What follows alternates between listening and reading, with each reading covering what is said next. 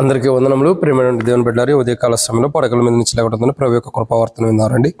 ఈరోజు మరి సోమవారము 6వ తారీఖు ఏప్రిల్ నెల 2026 సంవత్సరం. ఈ ఉదయకాల సమయంలో పడకల మీద నుంచి లేచినట్లయితే ప్రభు యొక్క కృపావర్తన విన్నారండి. కీర్తన గ్రంథము 147వ అధ్యాయం. ఈరోజు మనం దేవుని కృపావర్తన చూసినట్లయితే కీర్తన గ్రంథము 147వ అధ్యాయం. కీర్తన గ్రంథము 147వ అధ్యాయము మనం చూసినట్లయితే ఇక్కడ 13వ వచనం చదువుతాం. కీర్తన గ్రంథం 147వ అధ్యాయం 13వ వచనం. ఆయన నీ గుమ్మముల గడియలు బలపరిచి ఉన్నాడు, నీ మధ్యను నీ పిల్లలను ఆశీర్వదించి ఉన్నాడు. ఇక్కడ ఈరోజు మనం దేవుని వాక్యాన్ని చూసినట్లయితే ఆయన నీ గుమ్మముల గడియలు బలపరిచి ఉన్నాడు. కీర్తన గ్రంథం 147 అధ్యాయం 13వ వచనంలో మనం చూస్తూ వస్తున్నాం. ఆయన బలపరచడం ద్వారా, ఆయన బలపరిచినటువంటి అనుభవం, నీ గుమ్మములు గడియలు బయలుపరుస్తున్నాడు. గడియలు అంటే పూర్వ దినాల్లో అనేక రకమైన విధానంలో ద్వారాలకి ఉండేటటువంటి కడియలు కానీ ఇవన్నీ కూడా మనం చూస్తూ వస్తాం. అయితే ప్రియులారా, ఆయన బలపరచడం అంటే ఒక మాటలో చెప్పాలంటే ఆయన నీ గుమ్మములను నీ గడియలను బలపరుస్తున్నాడు అంటున్నాడు. బలపరుస్తున్నాడు అని అంటే చాలా విషయాలు ఉన్నాయి. సో ఆయన బలపరచడము అంటే మొట్టమొదటిగా చూసినట్టే రండి దేవుని వాక్యాన్ని చూసినట్టే కీర్తనల గ్రంథం 147వ అధ్యాయంలో 13వ వచనం రాయబడుతూ వచ్చింది. ఆయన నీ గుమ్మములను, ప్రియులారా, ఆయన నీ గుమ్మముల గడియను బలపరిచి ఉన్నాడు అంటే దాని మొదటి కోణం ఏంటంటే ఆయన శాంతి సమృద్ధిగా ఇచ్చాడని అర్థం. అంటే బలపరచడం అంటే శాంతి లేక కలవరంతో ఉన్నటువంటి వారు, కలవరాన్ని కలిగిన వారికి ఆయన నీ గుమ్మంలో, నా జీవితాల్లో ఏదైతే శాంతి లేక మనం ఉండామో, శాంతి లేక జీవిస్తూ వస్తున్నామో, తన శాంతిని, సమృద్ధైన శాంతిని మనకి ఇచ్చాడని అర్థం. సమృద్ధైన శాంతిని మనకు అనుగ్రహించాడు. బలపరచడం అంటే అర్థం ఏంటంటే ఇక్కడ నీ గుమ్మాలు బలపరచడం అంటే మన గుమ్మములు అంటే మన జీవితము శాంతి లేని స్థితిలో ఉన్నప్పుడు ఆయన తన శాంతితో, సమృద్ధైన శాంతితో మనల్ని శాంతిపరిచిన వాడుకుంటాడు. మనకు శాంతిని కలగజేసిన వాడు, శాంతిపరచడం కాదు, శాంతిని కలగజేసిన వాడుకుంటాడు. కాబట్టి మొట్టమొదటిగా చూసినట్లయితే కలవరము, టెన్షన్స్తో ఉన్న మన జీవితాల్లో సమృద్ధైన శాంతినిచ్చి మనం బలపరచడం అంటే సమృద్ధైన శాంతి ద్వారా మనం బలపరచాం. రెండోదిగా చూసినట్లయితే 147వ కీర్తన 13వ వచనం. ఆయన నీ గుమ్మంలో గడియలు బలపరిచి ఉన్నాడు. అక్కడ బలపరచడం అంటే ఆయన ఏ రీతిలో బలపరుస్తున్నాడు అంటే ఒకటి తన శాంతితో, సమృద్ధైన శాంతితో మనం బలపరుస్తున్నాడు, కలవరంతో మనల్ని. రెండోదిగా చూసినట్లయితే తన భద్రత, సమృద్ధైన భద్రతతో ఆయన తన భద్రతతో మనల్ని బలపరుస్తున్నాడు. ఈ వచనాన్ని వ్యాఖ్యానం చూస్తే ఎలా ఉంది? ఆయన శాంతితో భద్రపరుస్తున్నాడు.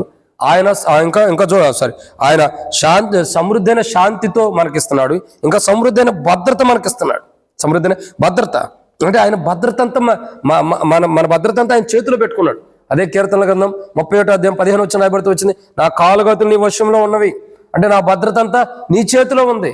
మన భద్రత ఆయన చేతుల్లో పెట్టుకున్నాడు. అంటే మన భద్రత, మన ప్రయాణాల్లో ఎట్లా మనల్ని జాగ్రత్తగా భద్రపరుస్తున్నాడు. అంటే ఆయన నీ గుమ్మములో బలపరిచి ఉన్నాడు అంటే మనల్ని, మన జీవితాలను బలపరచడం అంటే కలవరం ఉండ మనల్ని శాంతితో, సమృద్ధైన శాంతితో బలపరిచాడు. ఇంకా మనం ఎట్లాంటి పరిస్థితులు ఉండా ఆయన ఒడిదుడుకుల్లో మనం ఉన్నప్పుడు కూడా తన భద్రత ద్వారా మనం కాపాడుతున్నాడు. అదే మనం బలపరచడము, భద్రత ద్వారా బలపరుస్తున్నాడు. మూడోదిగా చూసినట్లయితే కీర్తన గ్రంథం 47వ అధ్యాయం 13వ వచనంలోనే ఆయన గుమ్మములు బలపరుచున్నాడు అంటే రక్షణ అంటే ఒక మాటలో చెప్పాలంటే రక్షణ కాపాడే విషయంలో ఆయన తన భద్రతను మనకిచ్చాడు. శాంతి విషయంలో ఆయన మనల్ని బలపరుస్తున్నాడు, భద్రత విషయంలో బలపరుస్తున్నాడు. ఇంకా రక్షణ కాపాడే విషయంలో కూడా, మన రక్షణ కాపాడే విషయంలో కూడా ఆయన భద్రపరుస్తున్నాడు. 147వ కీర్తన 13వ వచనం ప్రకారం ఆయన నీ గుమ్మంలో నీ గడియలను బలపరిచి ఉన్నాడు అంటే మన రక్షణ, గుమ్మాలు కానీ గడియలు కానీ రక్షిస్తాయి. గుమ్మాలు గడియలు మానవుడికి శాంతినిచ్చేవుకుంటాయి, గుమ్మాలు గడియలు మానవుని భద్రపరిచేవుకుంటాయి. ఆ గుమ్మములు మానవుడు ఉండటానికి ఎలా శాంతికరంగా ఉంటాయో, అలా భద్రపరుస్తున్నాయో, ఎలా రక్షణకరంగా ఉంటాయో, అలాగూ దేవుడు కూడా తన కుమారుని యొక్క రక్తము ద్వారా మన జీవితాలకు ఏం చేశాడు? ఆయన కలువసిలో ప్రాణపెట్టి చనిపోయి తిరిగి లేటం ద్వారా మనల్ని బలపరుస్తున్నాడు. నీ గుమ్మల్ని గడియలను బలపరచడం అంటే గుమ్మాలు ఎలాగైతే మానవుడి జీవితంలో శాంతిని చేయకుంటాయో, కలవరాలు లేకుండా, గుమ్మాలు ఎలాగైతే మానవుడికి భద్రతనిస్తాయో, గుమ్మాలు ఎలాగైతే మానవుడికి రక్షణకరంగా ఉంటాయో, అలాగ ఆయన బలపరిచి రక్షించేవాడుగా, శాంతిని కలుగు చేసేవాడుగా, భద్రతను కలుగు చేసేవాడుగా, గుమ్మములు ఎలా కాపాడుతున్నా ఎలా కాపాడేవాడు అంటున్నాడు. ఇది నాలుగోదిగా చూసినట్లయితే ప్రియులారా రండి 147వ కీర్తన 13వ వచనంలో సంరక్షణ. ఆయన గుమ్మముని గడి బలపరిచి ఉన్నాడు అంటే సంరక్షణ. జాగ్రత్తగా కాపాడడం, సంరక్షణ విషయంలో జాగ్రత్తగా కాపాడడం, ఆయన విధానం చూడగా, ఆయన మాట్లాడే మాటలు చూడగా, ఆయన అనుభవాలు చూడగా ప్రియులారా ఏమని రాయబడుతూ వచ్చింది? సంరక్షణ విషయంలో, మనల్ని సంరక్షించే విషయంలో జాగ్రత్తగా కాపాడడం. రక్షణ విషయంలో కాపాడుతున్నాడు, ఇంకా సంరక్షణ అంటే జాగ్రత్తగా కాపాడేవాడు అంటున్నాడు. కాబట్టి ఆయన మనల్ని బలపరుస్తున్నాడు. ఒక ఇంటికున్న గుమ్మాలు ఎలాగైతే మనుషులను సంరక్షిస్తాయో, ఎలాగైతే జాగ్రత్త కాపాడుతాయో, అలా ఆయన మన గుమ్మాలంటే మన జీవితాన్ని క్రీస్తు యేసులో బలపరిచి మనకు శాంతినిస్తున్నాడు, మన భద్రపరుస్తున్నాడు, ఇంకా రక్షణ కాపాడుతున్నాడు, సంరక్షించేవాడు జాగ్రత్త కాపాడుకుంటూ వస్తున్నాడు. ఇక 5వదిగా చూసినట్లయితే 147 కీర్తన 13 వచనం, ఆయన నీ గుమ్మంలో గడియను బలపరిచి ఉన్నాడు అంటే అర్థం ఏంటంటే బలముగా, గట్టిగా, శక్తిగా, ఇంకా దట్టంగా అని అర్థం. ఆయన బలపరిచి ఉన్నాడు, బలంగా చేస్తున్నాడు. బలంగా అంటే ఆయన ఖచ్చితంగా ఏం చేస్తున్నాడు? గట్టిగా, శక్తిగా,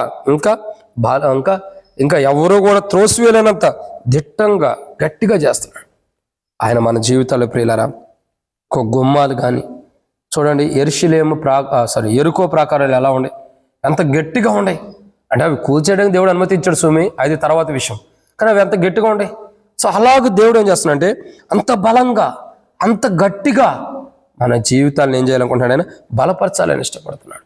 క్రీస్తులో కూడా మనం ఒడిదుడుకులు లేకుండా, క్రీస్తులో కూడా మనం జాగ్రత్త ఆత్మీయులకు ఎదవటం కొరకై, పాపంలో లోకంలో పడిపోకుండా, లోకం వైపు పాపం వైపు మనం చూడకోకుండా, ఒక కాలు ఇటు వేయకోకుండా, లోకంలో ఉండకోకుండా క్రీస్తులోనే చిరస్థాయిగా మనం ఉండటం కొరకై ఆయన మనల్ని బలపరచడానికి ఇష్టపడుతున్నాడు. ఆయన నీ గుమ్మంని గడియను బలపరచును, నీ విశ్వాసాన్ని, ఆత్మీయ జీవితాన్ని బలపరచును. కానీ అది శాంతికరంగా బలపరచబడుతుంది, భద్రతగా బలపరచబడుతుంది, ఇంకా రక్షణకరంగా కాపాడబడుతుంది, సంరక్షణ జాగ్రత్త విషయంలో కాపాడబడుతుంది.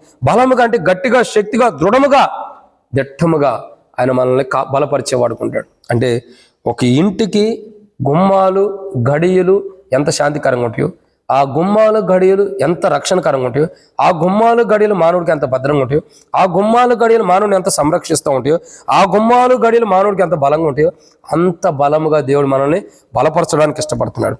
అయితే దేవుడు అలా బలపరచాలంటే దేవునికి మహిమకరమైన క్రైస్తవ జీవితం మనం జీవించినట్టు ఈ దినమంతా కూడా, ఈ దినం కాదు, ఈ జీవితకాలం అంతా దేవునికి మహిమార్థమే జీవించినట్టు ప్రభు సాయించను కాక ప్రార్థన. మమ్మల్ని మిక్కిలిగా ఎక్కువగా ప్రేమించిన ప్రియ పరలోక తండ్రి వందనాలు. ఎత్తబడి మాటలకు నీరు కట్టి ఫలింపజేసి మీ సాక్షిగా మేము జీవించడం సాయం చేసి, మాలో ఉన్న ప్రతి బలహీనతకు క్షమించి సరిచేసి, మీ కొరకై నమ్మకమైన సాక్షిగా మేము జీవించడం సాయం చేసి, అక్కడ తీర్చి ముందున సంగతి దీవించండి. మా గుమ్మాలు బలపరుస్తాను అంటున్నాడు ప్రభావ, మీరు బలపరుస్తాను అంటున్నాడు కదా అంటున్నారు కదా, అలా బలపరిచి మహిమ పొందమని మా జీవితంలో ఎట్లాంటి విషయాలు, విశ్వాస క్రైస్తవ ఆత్మీయ జీవితంలో కానీ, భద్రత విషయాలు, సంరక్షణ విషయంలో, రక్షణ విషయంలో, జాగ్రత్త ఉండే విషయాలు, అన్ని విషయాలు ఎలా మీరు భద్రపరచాలనుకున్నారు, అలాగే మమ్మల్ని మా గుమ్మాలు గడియను బలపరిచి భద్రపరిచి మీరు మహిమ పొంది, మా విశ్వాస జీవితం, క్రైస్తవ జీవితంలో భద్రపరిచి మహిమ పొందమని యేసు ప్రభు నామములో ప్రార్థన చేస్తున్నాను తండ్రి. ఆమెను. ప్రేమ దేవుని బిడ్డలారా, అందరికీ మన ప్రభువైన యేసుక్రీస్తు నామములో శుభావందనములు. ప్రైస్తున్నాను.